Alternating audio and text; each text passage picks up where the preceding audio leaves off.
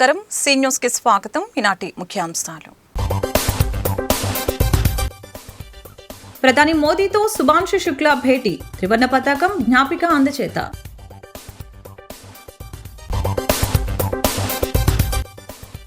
Parliament వద్ద India కూటమి ఎంపీల ధర్నా, మోదీ గద్దె దిగాలని ప్లకార్డుల ప్రదర్శన.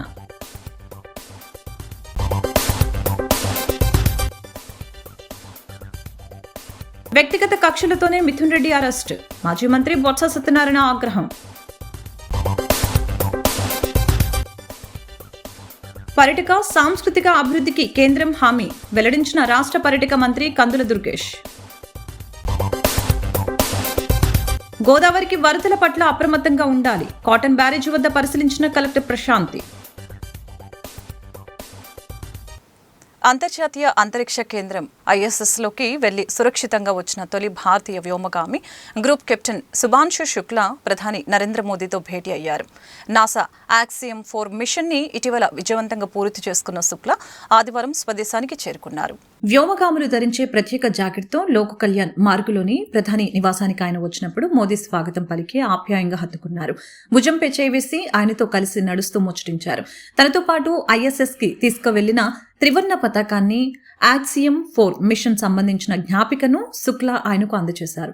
రోదసి నుంచి జూన్ 29న ప్రధానితో శుక్లా ముచ్చటించినప్పుడు వెనక వైపు ఇదే పతాకం రెపరెపలాడుతూ కనిపించింది.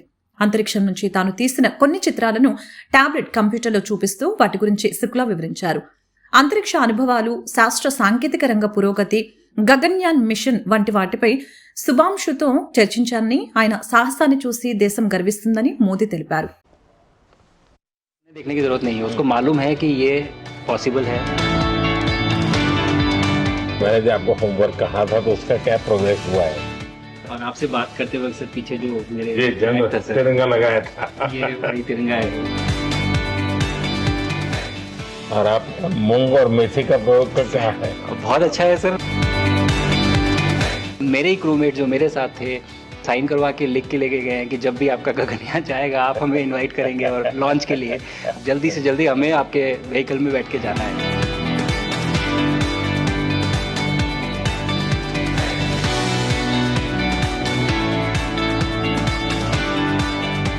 आप लोग जब इतनी बड़ी यात्रा करके वापस पहुंचते हैं, जी सर, काफी कुछ चेंज फील होता होगा. जस्ट मैं समझना चाहता हूँ वो किस प्रकार से अनुभव करते हैं आप लोग.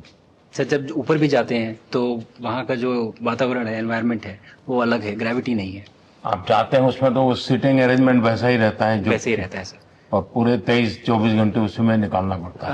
हाँ सर, लेकिन एक बार जब आप अंतरिक्ष में पहुंच जाते हैं तो आप सीट खोल के, अपना हार्नेस खोल के आप उसी कैप्सूल में आप मूव अराउंड आप जा सकते हैं, इधर उधर चीजें कर सकते हैं. इतनी जगह है उसमें? बहुत तो नहीं है सर, लेकिन थोड़ी बहुत है. मतलब आपका फाइटर जेट का कॉकपिट है उससे तो ज्यादा अच्छा है. उससे तो ज्यादा अच्छा है सर. बट पहुंचने के बाद सर काफी कुछ चेंजेस होते हैं, जैसे पूरा आपका हार्ट स्लो हो जाता है, तो वो कुछ बदलाव होते हैं और वो फिर लेकिन 4-5 दिन में बॉडी आपकी यूज्ड टू हो जाती है, वहाँ आप नॉर्मल हो जाते हैं. और फिर जब वापस आते हैं तो फिर वही दोबारा से वही सारे चेंजेस आप मतलब चल नहीं सकते वापस आते हैं. तो चाहे आप कितने भी स्वस्थ हो, मुझे बुरा नहीं लग रहा था, मैं ठीक था, लेकिन फिर भी जब पहला कदम रखा तो मैं मतलब गिर रहा था तो लोगों ने पकड़ रखा था मुझे. फिर दूसरा तीसरा, हालांकि मालूम है कि चलना है, लेकिन वो ब्रेन जो है. ఓట్ చోర్ గద్దే చోడ్ నినాదంతో లోక్సభలో కాంగ్రెస్ పక్ష నేత రాహుల్ గాంధీ చేస్తున్న ఆందోళనకి మద్దతుగా ఇండియా కూటమి ఎంపీలు మంగళవారం పార్లమెంటు వద్ద ప్రధాని నరేంద్ర మోదీ CECకి వ్యతిరేకంగా నినాదాలు చేస్తూ నిరసన చేపట్టారు.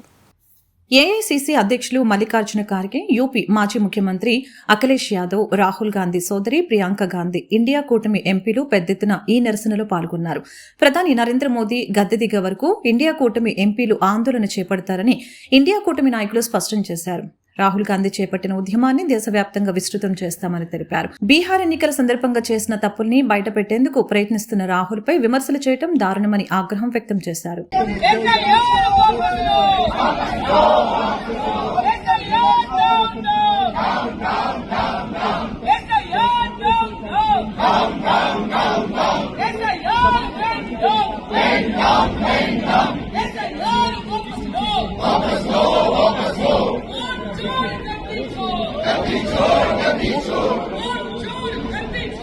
Gandhi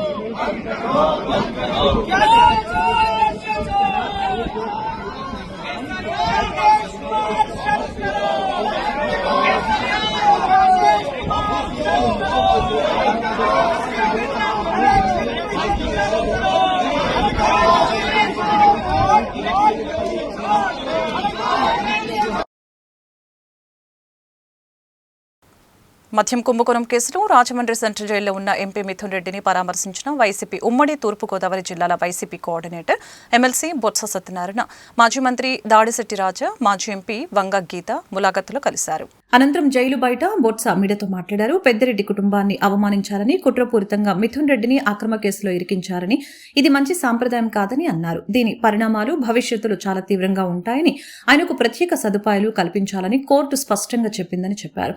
చట్టాన్ని చేతిలోకి తీసుకుందామని అంటే అది ఆ వ్యక్తులను దహించవేస్తుందని గ్రహించాలని, ప్రస్తుతం ఆయన ఆరోగ్య పరిస్థితి బాగానే ఉందని తెలిపారు.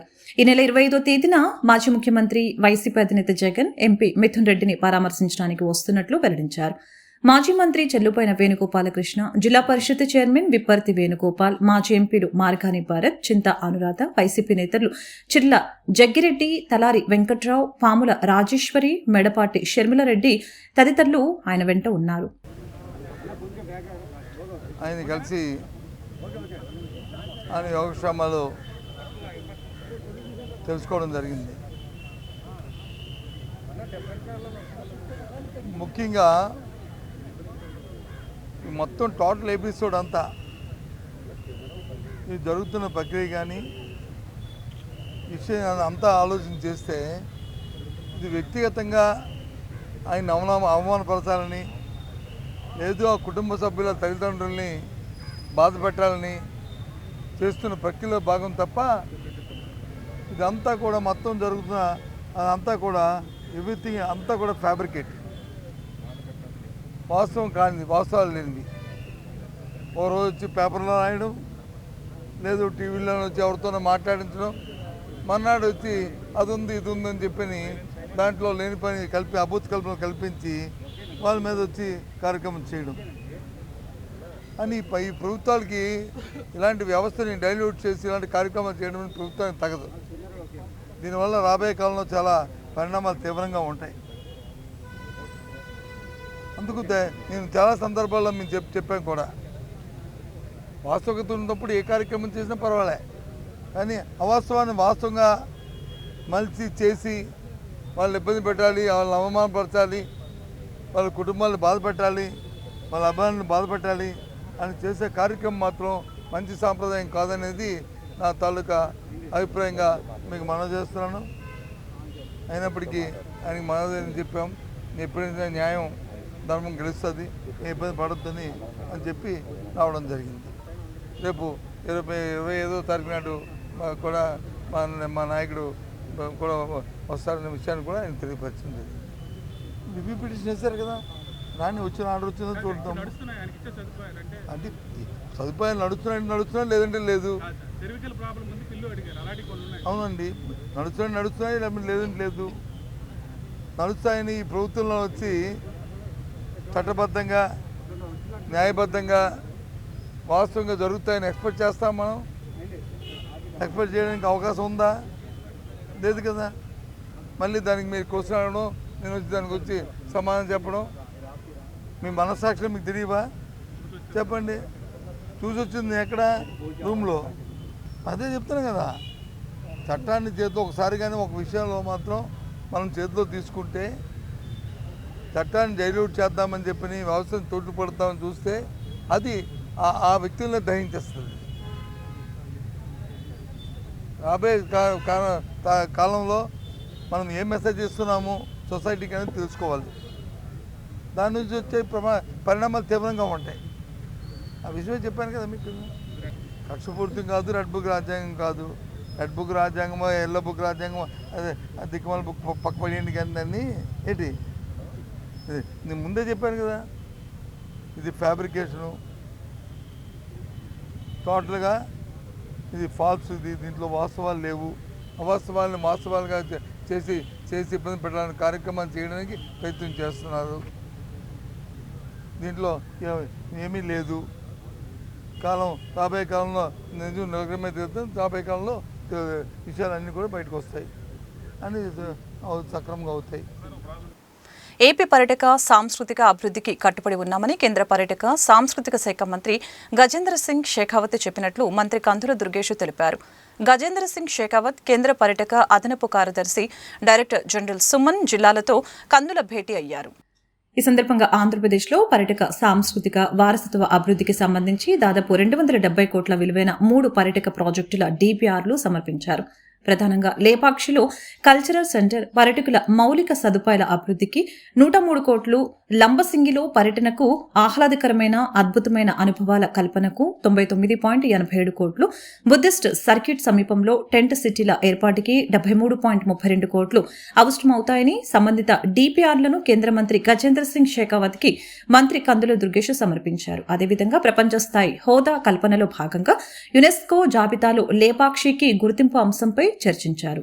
ఎగువ రాష్ట్రాలు కురుస్తున్న వరదల నేపథ్యంలో గోదావరి నదికి వరద ఉధృతి అంతకంతకు పెరుగుతూ వస్తుందని అధికారులు అప్రమత్తంగా ఉంటూ ప్రజల ప్రాణ ఆస్తి నష్టం సంభవించకుండా చర్యలు తీసుకోవాలని కలెక్టర్ పి ప్రశాంతి ఆదేశించారు. ధవళేశ్వరం కాటన్ బ్యారేజీ వద్ద గోదావరి వరద ఉధృతిని కలెక్టర్ ప్రశాంతి మంగళవారం పరిశీలించారు. ప్రస్తుతం కాటన్ బ్యారేజీ వద్ద గోదావరి వరద నీటి మట్టం 10.20 అడుగులుగా ఉందని అధికారులు ఆమెకు వివరించారు. గోదావరి డెల్టా కాలువకు 2100 క్యూసెక్ల నీటిని విడుదల చేస్తున్నారు. 7,90,098 క్యూసెక్ల వరద నీటిని సముద్రంలోకి బ్యారేజీ గేట్లను పూర్తిగా ఎత్తి విడుదల చేస్తున్నట్లు తెలిపారు. పరిస్థితిని ఎప్పటికప్పుడు పర్యవేక్షణ చేయాలని, వరద నీటి మట్టం పెరిగితే లోతట్టు, పల్లపు ప్రాంతాల ప్రజల్ని వెంటనే సురక్షిత ప్రాంతాలకు తరలించాలని సూచించారు. అయితే ప్రస్తుతానికి వరద నీటి మట్టం తగ్గే అవకాశం కనిపిస్తోంది.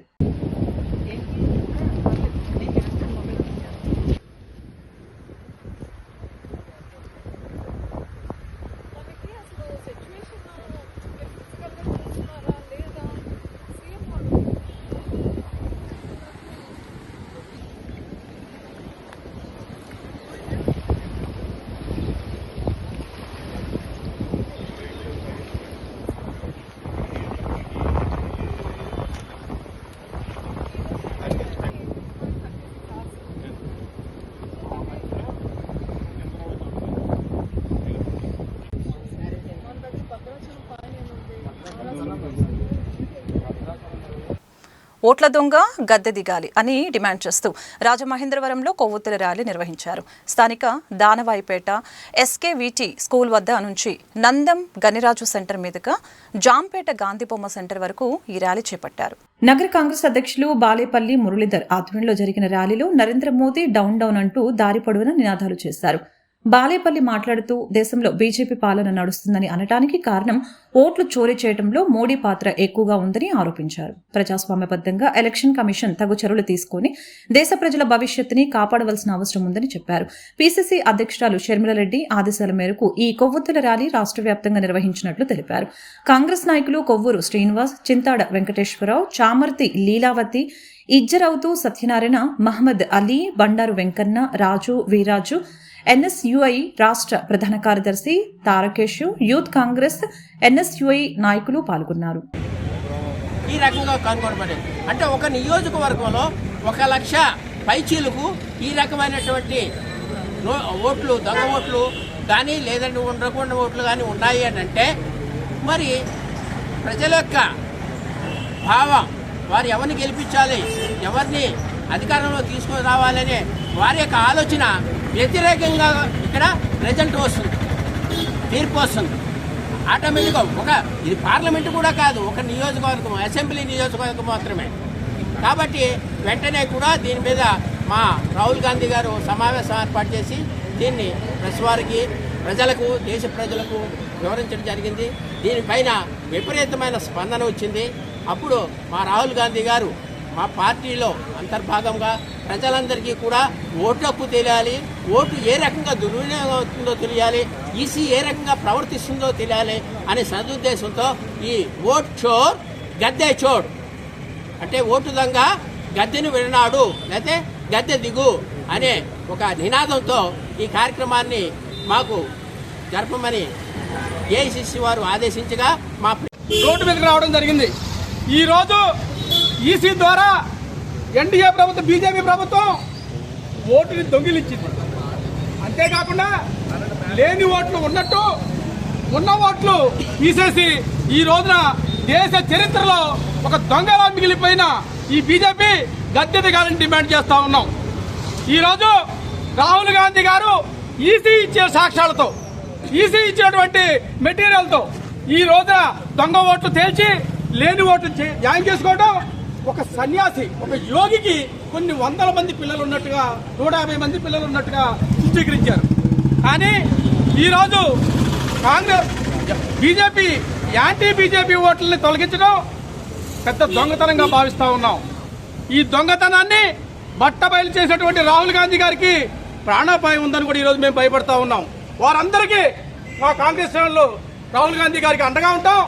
ఈ దొంగ ఓటు తేల్చాలి. ఈసీ సక్రమంగా ఇందులో దర్యాప్తు చేసి దాన్ని సరళ చేయాల్సిందిగా కోరుతా ఉన్నాం. సమాజ అభివృద్ధిలో కార్పొరేట్ సంస్థల పాత్ర కీలకమని, రాష్ట్ర అభివృద్ధికి సిఎస్ఆర్ నిధులు కేటాయించి ప్రభుత్వానికి సహకరించాలని రాష్ట్ర కార్మిక శాఖ మంత్రి వాసంశెట్టి సుభాష్ పేర్కొన్నారు. ఓఎన్జీసీ అధికారుల్ని మంత్రిని మర్యాదపూర్వకంగా కలిశారు. రాజమండ్రిలో ONGC executive director S Mukherjee, CGM Ramarao, director Ajit Singh మంత్రి సుభాష్ ని మర్యాదపూర్వకంగా కలిశారు. ఈ సందర్భంగా రాష్ట్ర అభివృద్ధి పలు అంశాలపై చర్చించారు. మంత్రి సుభాష్ మాట్లాడుతూ తాను ప్రాతినిధ్యం వహిస్తున్న రామచంద్రపురం నియోజకవర్గానికి కార్పొరేట్ సోషల్ రెస్పాన్సిబిలిటీ సిఎస్ఆర్ నిధులు కేటాయించి నియోజకవర్గంలో చేపట్టే అభివృద్ధి పనులకి సహకరించాలని కోరారు. సమాజం అభివృద్ధి, పర్యావరణ పరిరక్షణ కార్పొరేట్ కంపెనీలు స్వచ్ఛందంగా ముందుకు వచ్చి ప్రభుత్వానికి తోడ్పాటు అందించాలని తెలిపారు. తన నియోజకవర్గంలో చేపట్టే అభివృద్ధి పనులపై ప్రతిపాదనలు అందించారు. తొలుత మంత్రి సుభాష్ కి ఓఎన్జీసీ అధికారులు పుష్పగుచ్చాలు అందజేసి ఘనంగా స్వాగతం పలికారు. తెలుగుదేశం పార్టీ రాష్ట్ర ప్రధాన కార్యదర్శి గన్ని కృష్ణ ఆరోగ్యం కోసం 42వ డివిజన్ తెలుగుదేశం పార్టీ కమిటీ సభ్యులు మృత్యుంజయ హోమం, ఆయుష్ హోమం పూజా కార్యక్రమాలని చేపట్టారు. మంగళవారం శ్రీరామనగర్ సంకటహర వరసిద్ధి వినాయక ఆలయంలో పూజా కార్యక్రమాలని వార్డు అధ్యక్షులు మల్ల వెంకటరాజు జరిపించారు. తెలుగుదేశం పార్టీలో సుశిక్షితులైన కార్యకర్తగా, నాయకునిగా పార్టీ విజయాలకు, పటిష్టతకి కృషి చేస్తూ క్రమశిక్షణ కలిగిన గన్నికృష్ణ ఇటీవల కొంత అస్వస్థతకు గురవడంతో ఈ హోమాలు నిర్వహించారు. గన్నికృష్ణ విచ్చేసి పూజా కార్యక్రమంలో పాల్గొన్నారు. అనంతరం ప్రసాద వితరణ జరిగింది. పార్టీ నాయకులు Kashi Naveen Kumar, Reddy Mani, Jakkampudi Arjun, Vanapalli Srinivasu, Simhadri Appalaraju, Adari Lakshminarayana, K V Srinivas, Lakshminarayana, Simhadri, Koti Lingeswararao, Vanapalli Saibaba, P Sekhar, Dodlabala, Kirlampalli Siva, BJP Achari, D Nagendra, Barnikani, Uma Mahesh, Andhra Srinivasu, Simhadri, Lokesh తదితరులు పాల్గొన్నారు.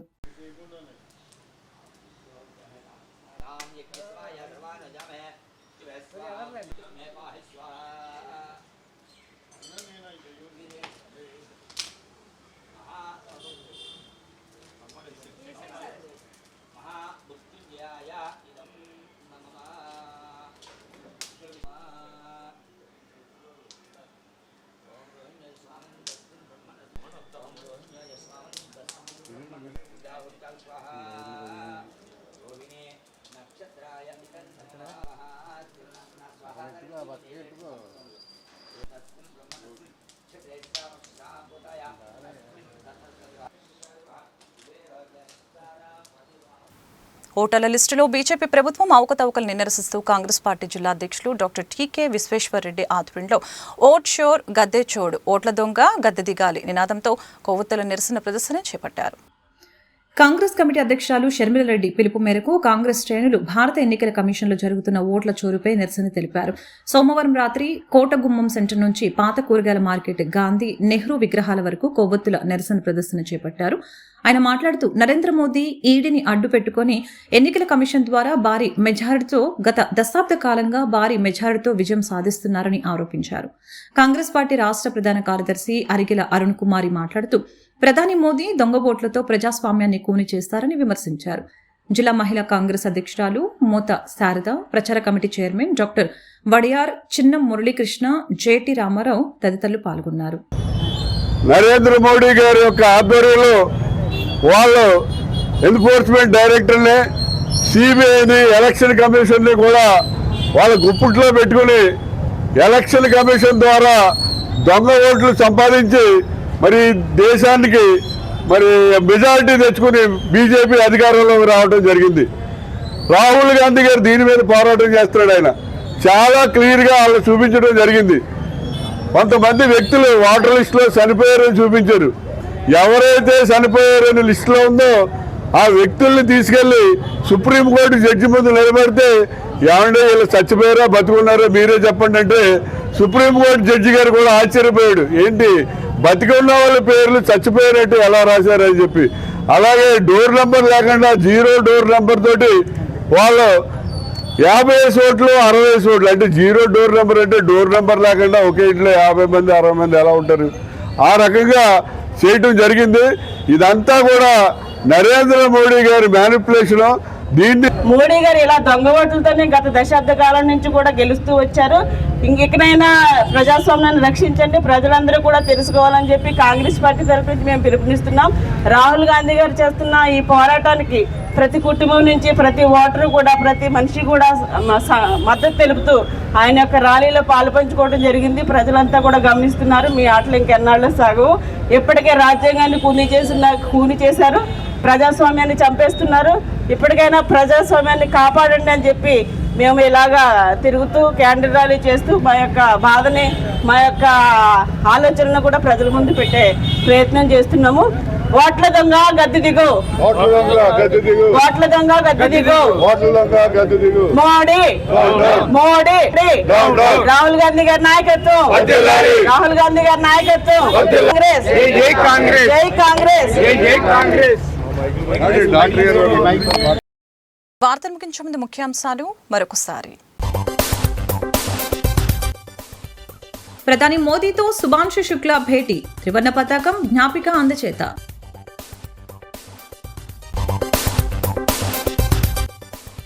పార్లమెంటు వద్ద ఇండియా కూటమి ఎంపీల ధర్నా, మోదీ గద్దె దిగాలని ప్లకార్డుల ప్రదర్శన.